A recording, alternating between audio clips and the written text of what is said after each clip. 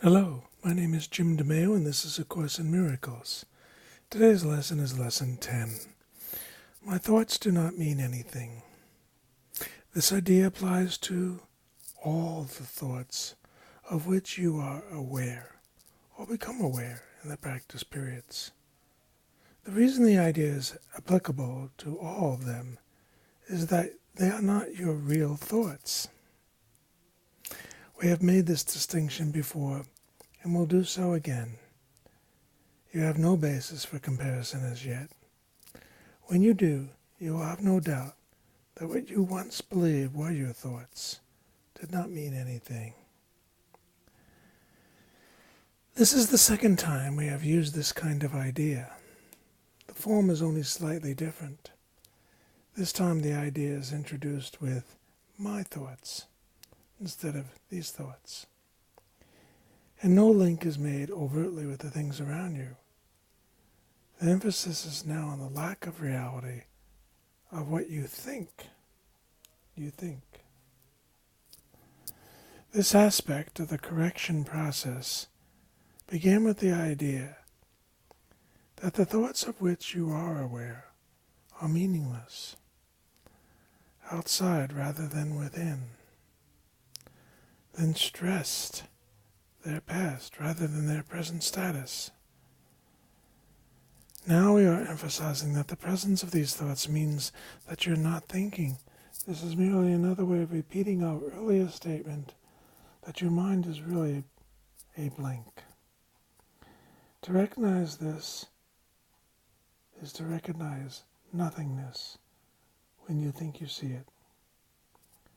As such, it is the prerequisite for vision. Close your idea for these exercises and introduce them by repeating the idea for today quite slowly to yourself. Then add, this idea will help to release me from all that I now believe. The exercises consist as before in searching your mind for all the thoughts that are available to you without selection or judgment. Try to avoid classification of any kind. In fact, if you find it helpful to do so, you might imagine that you're watching an oddly assorted procession going by, which has little of any personal meaning to you. As each one crosses your mind, say, my thought about does not mean anything. My thought about does not mean anything. Today's thought can obviously serve for any thought that distresses you at any time.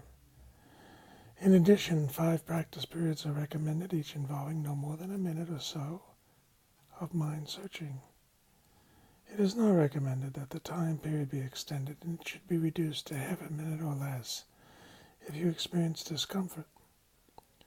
Remember, however, to repeat the idea slowly before applying it specifically, and also to add, this idea will help to release me from all that I now believe. I believe the real difficulty here is not in the meaninglessness of our thoughts. I think the real difficulty here is believing that the Holy Spirit can actually provide you with vision. That if you were to dismiss the ramblings of your mind, the reacting to the past, the worrying and all the rest, that would be nice, wouldn't it? However, where faith comes in, or trust, is that the voice for God within you will guide you, show you, lead you, take care of business, take care of all responsibilities, not by doing them for you, but by showing you actually how. Something that really comes to mind often for me in practice of the lessons is from the text. And that is, make no decision whatsoever, no matter how important or how trivial, without hearing from the Holy Spirit. You may wonder, how do I know it's the Holy Spirit? Practice this lesson. You'll start learning what your fearful mind is, the meaningless mind, and you'll begin to yearn and be capable of hearing the meaningful mind. If you can, enjoy.